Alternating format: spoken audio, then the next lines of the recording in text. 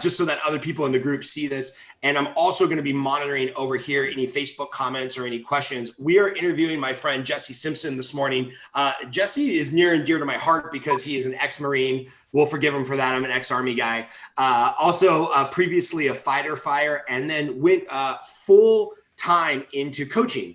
And his passion is coaching mission-driven men who really want to maybe break some type of negative cycle. And I'm sure you have a lot of anecdotal stories there from people that are ex-military, ex-firefighters, maybe saw some stuff that's pretty hard to unsee. But Jesse, first of all, thanks for being here. I know you didn't have to get up that early since you're in Florida, but thanks for being here. And what did I miss on your bio?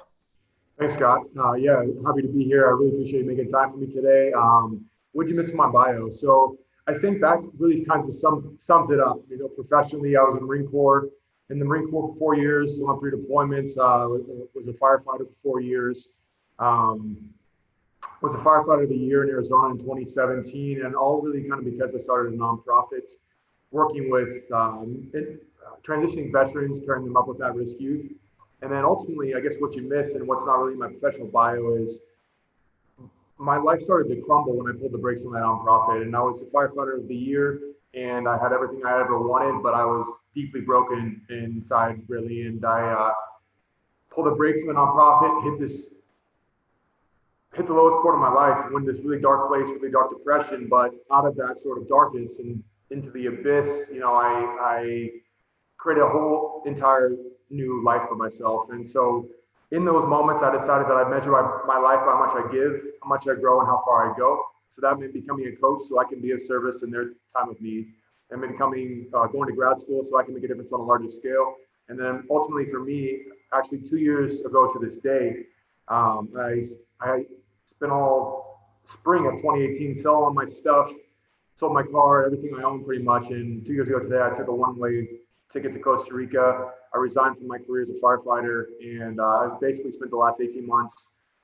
I spent about 18 months nonstop traveling, and then I spent about 6 months in Arizona, finished on my grad degree, graduated about a month ago, and now I'm here stepping in full-time coaching, helping people create their lives, break the cycle, and make a big, lasting legacy, big impact in the world.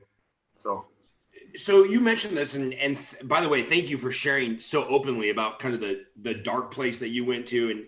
And I think there's actually a lot of salespeople in the group, maybe business owners, maybe loan officers, where maybe realtors, where they're like, I think I have everything I want, right? Like there's a lot of realtors and loan officers right now that are making more money than they've ever made before, right? We've got more opportunity to stay home and spend quality time with our family, even though that comes at a cost of kind of a global pandemic and in a lot of areas, some social unrest. And you just mentioned that, right? You're like, I accomplished exactly what I wanted to be. I was, a fireman, which is a very noble profession. You had started a nonprofit. You're super, super good looking. Like what is it about maybe men specifically or highly motivated individuals that like right as we're getting to maybe that pinnacle of what we thought we wanted to accomplish, sometimes that leads to depression and a really dark spot. I'll share pretty openly with you. I've got a friend who just killed himself. And I brought it up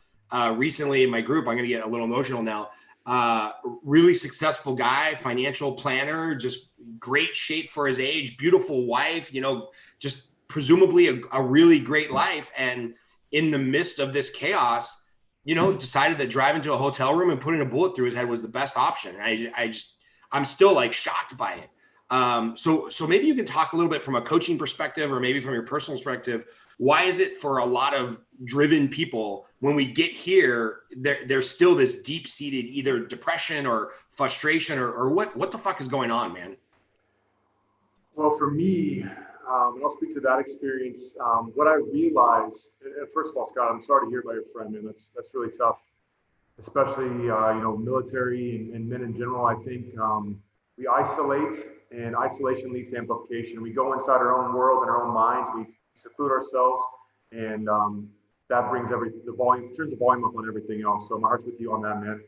But for me, what I realized, and I don't think this is the case for everyone, but I think it is the case for a lot of people.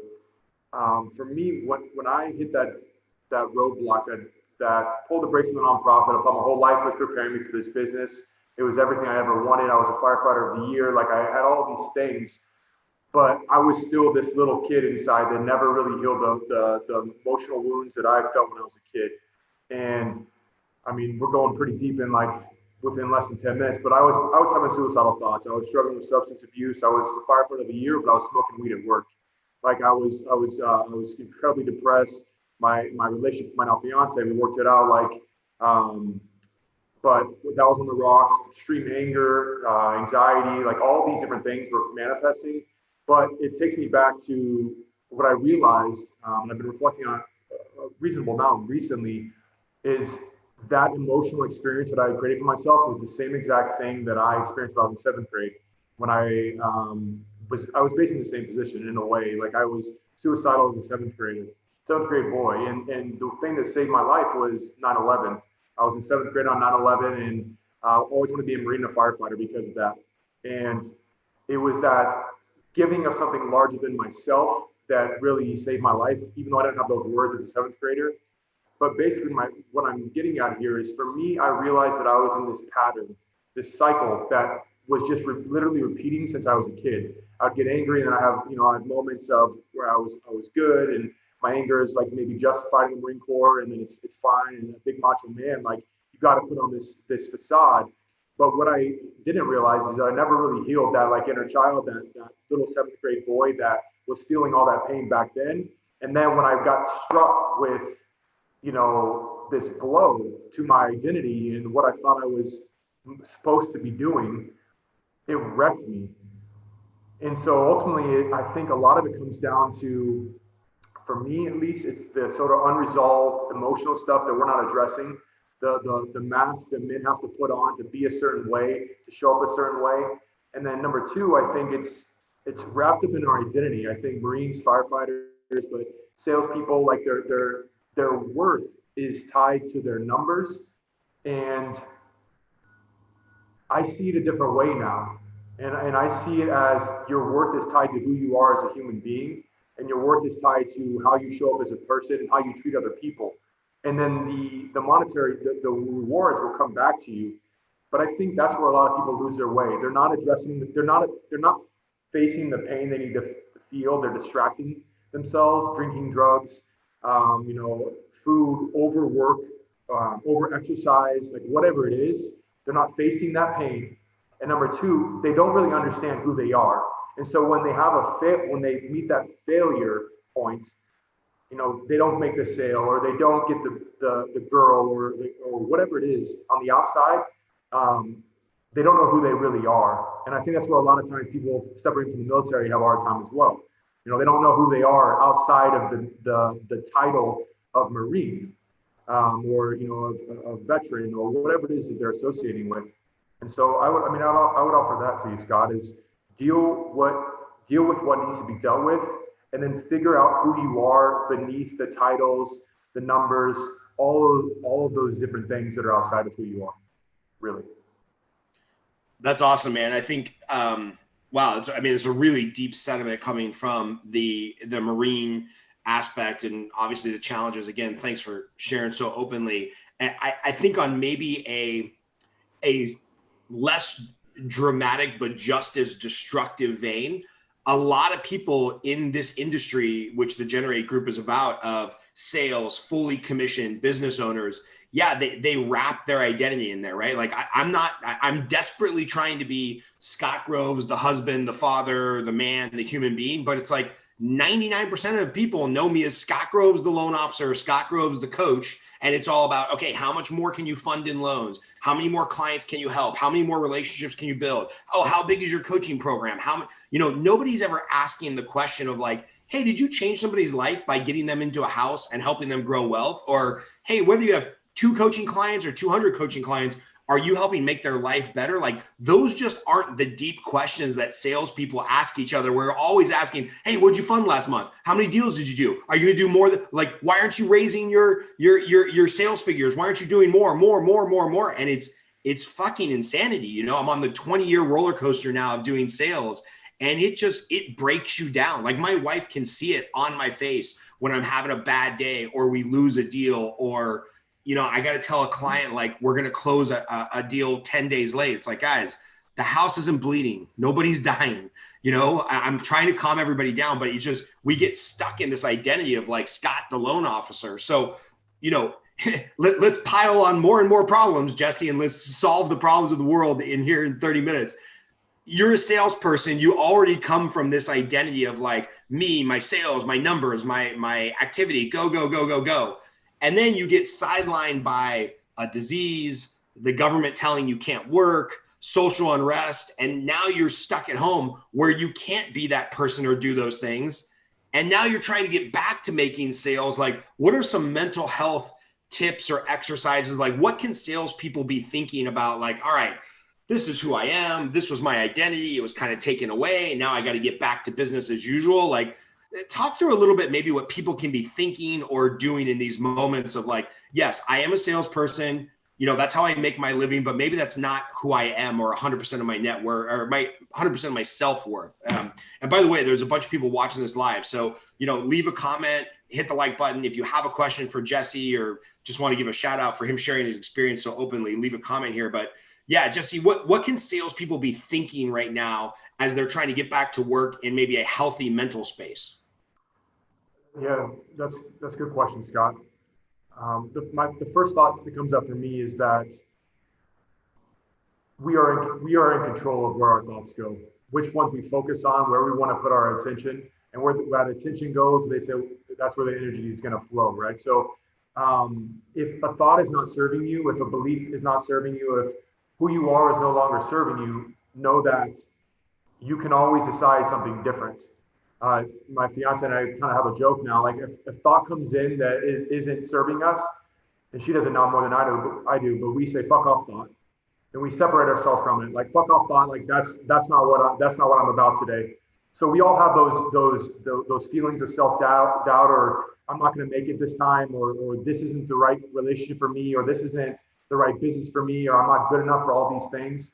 And I would just tell those thoughts to go fuck themselves. And I'd say, no, this isn't for me. And then you just decide on something different. At any time we can decide to create a different experience in our life, and it's our thoughts that lead to our feelings, that lead to our actions.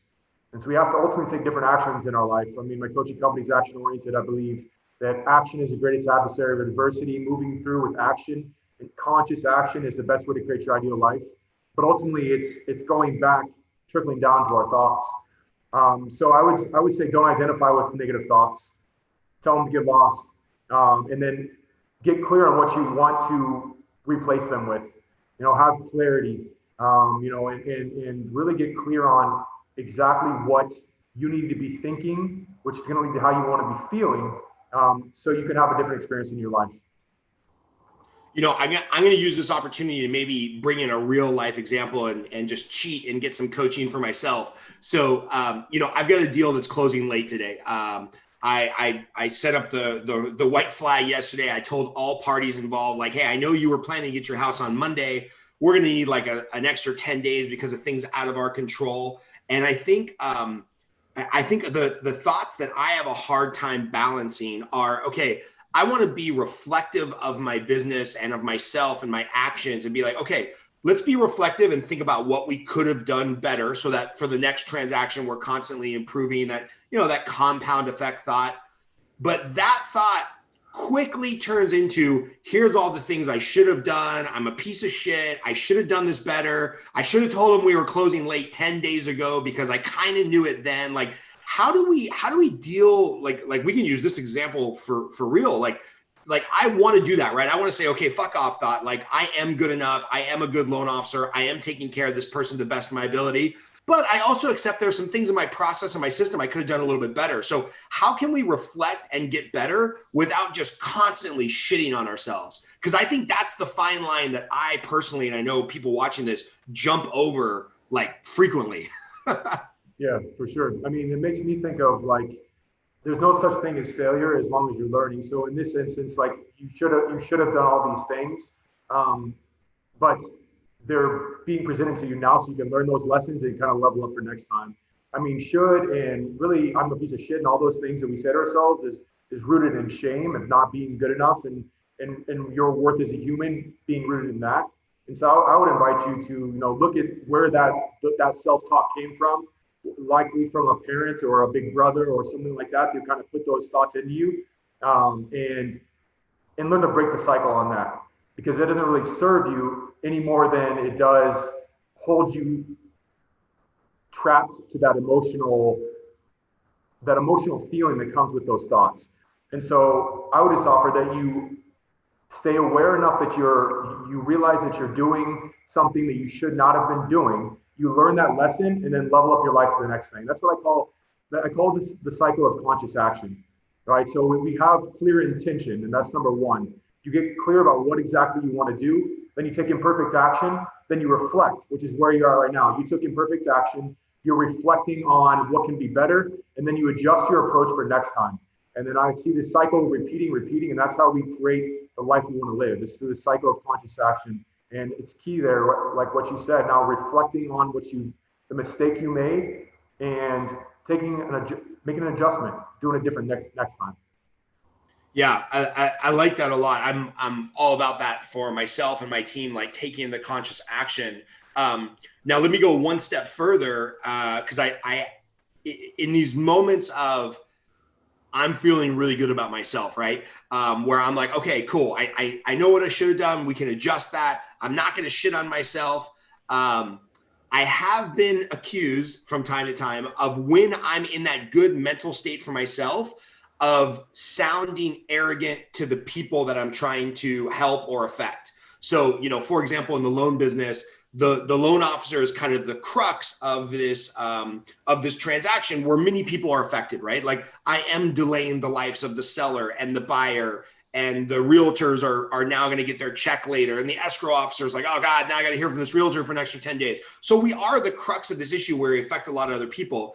And I feel almost like there's this dichotomy of, like, if I fall on the sword and I'm really apologetic and I tell everybody what a piece of shit I am and how much better we could have done, all of those other people feel better, because they're like, well, yeah, it wasn't my fault, it was Scott's fault, when they feel better. But in those moments where I'm like, hey guys, we're going to get this done in about 10 days, I'm feeling good about myself, I did the best I could, there were some circumstances out of our control, all these other people in the transaction who maybe I should be apologizing to, or maybe who I count on for future business, they're like, what's up with this arrogant guy? Like, he's closing late and he doesn't even seem to care. So again, this balancing act of, like, feeling confident about ourselves without maybe being arrogant to the other people whose lives we're affecting. Do you have some thoughts on that? Because I can come across as a little too confident, where then it skips over that line to arrogant. Like, this whole balancing act, I'm just 41 years in. You think I would have figured this out, but I'm not so great at it. Yeah, for sure. That's good. That's a good thought, Scott. I'm thinking the word that jumps out to me is humility. And when I think about this, it's like coming through as, like, basically taking responsibility, apologizing for any mistake that, even if it's not yours, it could be seen as yours, or anything that you're touching. Own that. Take ownership of that. That puts you back in control. Put you back in power. And then when things are going well and you're feeling good, give that credit to other people. And that, to me, is really what humility is. And so that's what I would offer in that sort of context. When you're feeling strong, feeling good, give that love to other people. Let them feel good, because that's gonna create more business for you. That's gonna create referrals for you. That's gonna create a different experience than most people are going to offer, because most people are thinking for themselves, how do they look good? But if you give it to other people, then they're gonna make you look good, because without you trying to puff yourself up. Accidentally muted myself there. Sorry. So let everybody else in the transaction know the things that they're doing well, to try to hold things together, try to extend that positivity, instead of just harping on the negative of, like, yeah, we're behind, we're not going to close on time, sorry. So highlight the positive and make those other people feel good. I like that. Tell me a little bit more about the people that you like to help, and kind of what your journey has been with the individuals you're coaching. Because obviously you have a pretty intense background, and then I know you went to grad school for coaching, and we've been in some similar professional development courses for coaches. So tell me a little bit about what you're passionate about, and who you like to help. Yeah, absolutely. Thank you. So I work with mission-driven men. I help them overcome stress and overwhelm, so they can leave a lasting legacy. And so when I say legacy, I mean leaving something that lasts behind, something they leave behind, something bigger than themselves, whether it's a family or a business. And that's mostly people I work with. They're working professionals that have a family. They want to give of themselves so they can leave something behind for their family, and or business people that want to, they're mission driven. They have a cause. They're clear on their why and what they're doing. But the stress and overwhelm and the business of putting yourself out there snaps a lot of people back. That fear keeps a lot of people back. So I can help them push through that noise and take that leap of faith, break the cycle, do those things that are completely foreign to them, which is what is necessary for the people that I'm usually working with when they need to create a completely different experience in their life. So I'm working with, I say mission-driven men, but as people, I think of people that want to serve something larger than themselves. I'm helping people that want to give back to the community, that have some cause that they're after, some real deep-seated purpose and passion that they have, that's larger than themselves, and that's where it goes back to legacy. And when you're working with those men, I think a lot of what forms our life obviously is our habits, right? Like I just know if I'm the guy who's becoming somebody who gets up in the morning, goes to the gym, rolls around on a mat with a bunch of other guys and does some jiu-jitsu or wrestling, like, well, then I just drink a little bit more water and then I eat a little bit healthier. And then it gets to the end of the day and maybe I end my day, swimming with the kids instead of smoking cigars and drinking a beer. And it's that compound effect. So when you're working with men on their habits, and obviously this is relevant to all the women in the group too, because everybody needs to build their life through their habits. I think one of the dangers of these last 90 days of being in shelter in place and COVID-19 and can't go to public places is a lot of successful people have gotten out of those habits that made them successful. So when you're working with people and you're trying to develop new habits, whether it's health, fitness, lead generation, prospecting for their business, like give us a couple of tips here that we can close out the call on as far as like sticking to your plan, having your habits, maybe reconnecting to your habits and your purpose. Like what works for people to get those habits kickstarted again? Yeah, it's great. I mean, I think one thing at a time is good. And if there are any habits that are really going to set us up for success long term, it's the morning routine and the nightly routine. So I would say make those non-negotiable. Get up an hour early if you need to, 30 minutes early, whatever it is you need to do.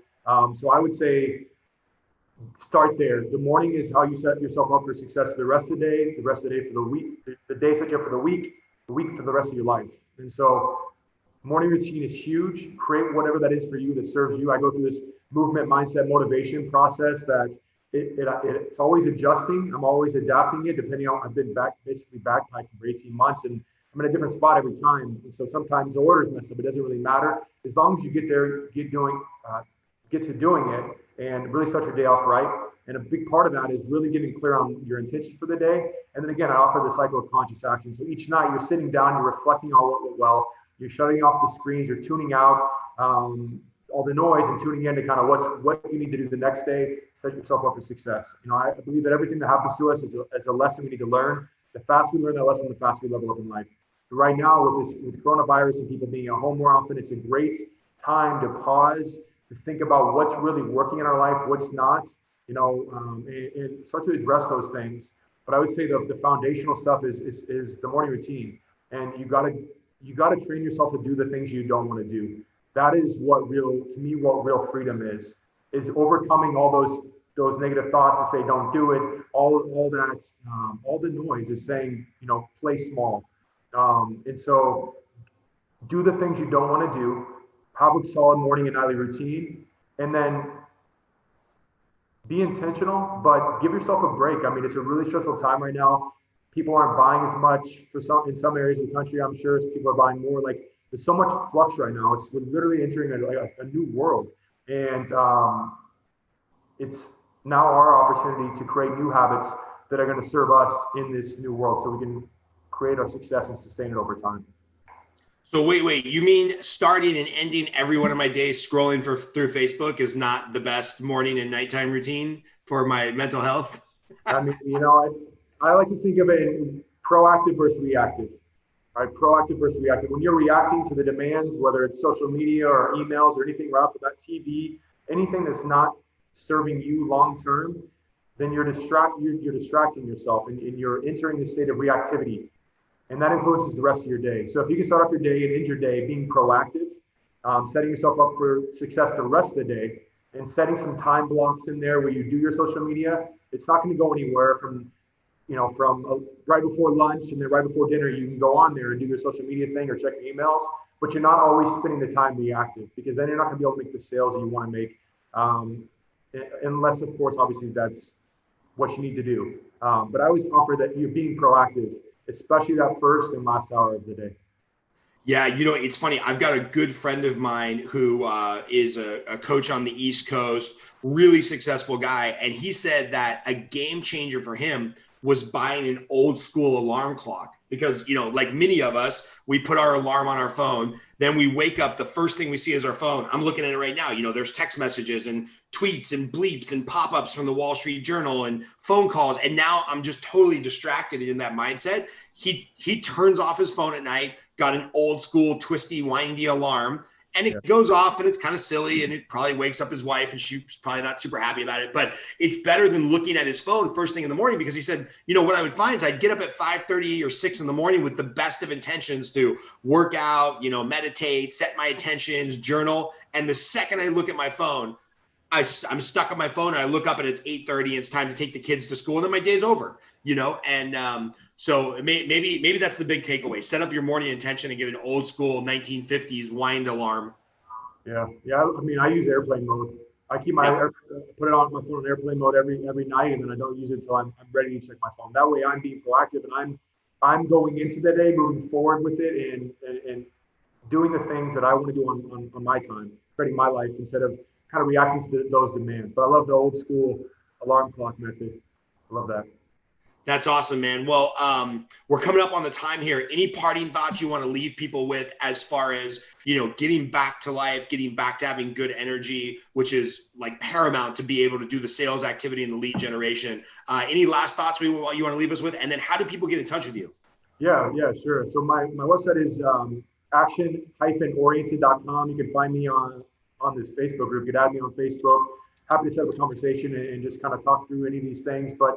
But basically, final thoughts, I guess, take this time for yourself. Give yourself, we have this idea around self-care. Self-care to me is not selfish. I think if you're not taking care of yourself, you're being selfish because people are going to have to take care of you. So use the time, your kids, your wife, your husband, whatever, those people are going to be affected when you're not taking care of yourself. So use this time to build these habits, take care of yourself, go for an extra run, eat a little bit healthier, whatever you need to do to get yourself in the right state. And that's going to rub out to your business, your sales. It's going to show up because you're going to show up differently.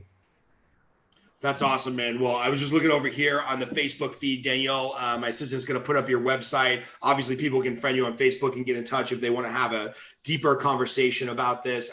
Again, I don't have anybody on these channels who I wouldn't recommend personally. So if you're looking, especially if you're a purpose-driven man, especially if you're an ex-military, or you're a vet, get in touch with Jesse. Just have a conversation with him, because again, I wouldn't bring anybody on here who I wouldn't trust personally to coach myself. So I appreciate you being with us here today, man. And I'm sorry we had to reschedule a couple weeks ago when my internet shit out. But I'm going to be in Florida actually probably end of this year for an event. So I'll have to hit you up and maybe we'll get together out there I'd prefer a beer and a cigar, but maybe a workout. Sounds good, Scott. All right, man. Thanks for being on. I'll talk to you soon. Talk to you later. Later.